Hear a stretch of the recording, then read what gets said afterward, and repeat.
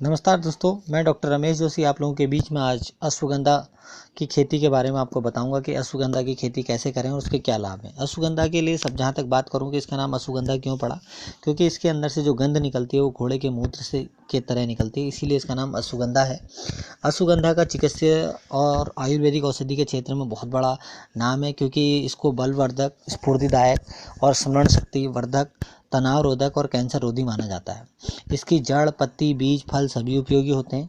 यह ठंडी जगह को छोड़कर सभी जगहों पर इसकी खेती आराम से की जा सकती है। क्योंकि यह खरीफ की फसल है।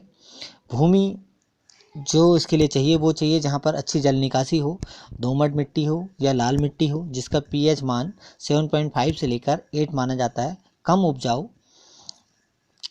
को भी इसमें अच्छे रिजल्ट आपको मिल सकते हैं।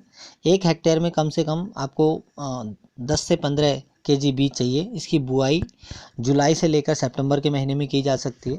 इसकी जो किस्में हैं, मुख्य किस्मों में जवाहर अश्वगंधा और जवाहर अश्वगंधा की 2 किस्में हैं, जवाहर अश्वगंधा 20, जवाहर अश्वगंधा 134 WSR।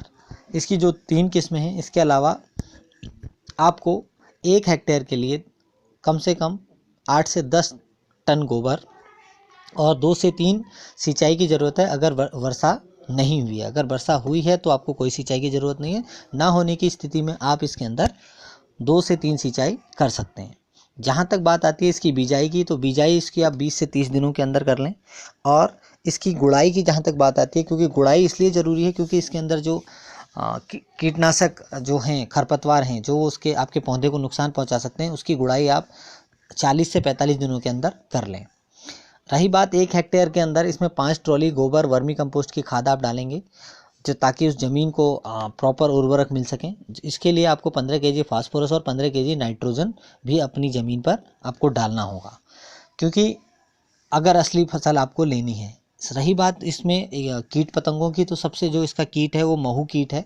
हालांकि इसमें कोई कीट लगता नहीं है, लेकिन ये जो कीट है महू कीट और पूर्ण झुलसा कीट, ये अगर आता है तो आपको मोनोक्रोटोफास का इसके अंदर छिड़काव करना है और 150 से लेकर 170 दिनों के अंदर यह फसल तैयार हो जाती है। 1 हेक्टेयर में आप 3 से 4 कुंटल तक आप फसल ले सकते हैं, जो कि इसकी जड़ें ले सकते हैं, और 50 kg आप इससे बीज प्राप्त कर सकते हैं। तो इनको अलग अलग जगह पे ले जा सकते हैं। जो बच्चे पढ़ने वाले हैं या जो जवान हैं, दोनों के लिए यह, क्योंकि बलवर्धक भी है और स्मरण शक्ति भी बढ़ाती है। जो पढ़ने वाले बच्चे हैं इसका इस्तेमाल कर सकते हैं, क्योंकि स्मरण शक्ति में भी लाभदायक है और इसकी खेती भी की जा सकती है आराम से। धन्यवाद।